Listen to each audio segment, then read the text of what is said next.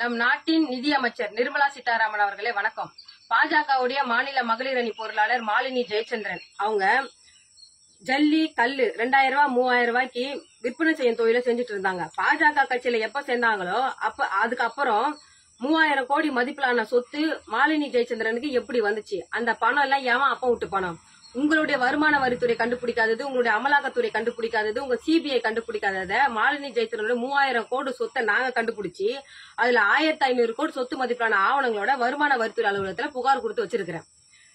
மத்திய நிதி அமைச்சரான நீங்க பணப்பதுக்கல கண்டுபிடிச்சு மணி லாண்டரிங் பண்ணவங்களை கண்டுபிடிச்சு ஆவணங்களோட புகார் கொடுத்த இந்த வீரலட்சுமியை அழைச்சி பாராட்டாம வெகுமதி அளிக்காம யாரு பணப்பதுக்கல ஈடுபட்டாங்களோ யாரு மணி லாண்டரிங் செஞ்சாங்களோ அவங்கள பக்கத்துல நிக்க வச்சு சால்வை போட்டு பாராட்டி பாதுகாப்பு கொடுக்கறதுக்கு என்ன காரணம்?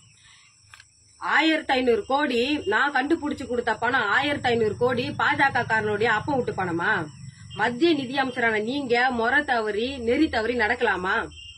இதுதான் நீங்க கருப்பு பணத்தை ஒழிக்கிற லட்சணமா?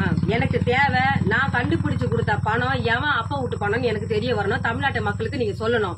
அப்படி இல்லனா வருமான வரித்துறை தமிழகத்துல ஒருதலை பட்சமா செயல்படுதுன்னு நான் சென்னையில் உள்ள அமலாக்கத்துறை அலுவலகத்தையும் வருமான வரித்துறை அலுவலகத்தையும் பூட்டு போட போராட்டத்தை முன்னெடுத்து தர்ணா போராட்டத்தில் ஈடுபடுவேன் என்பதை இந்த எச்சரிக்கையா விடுக்கிறேன்.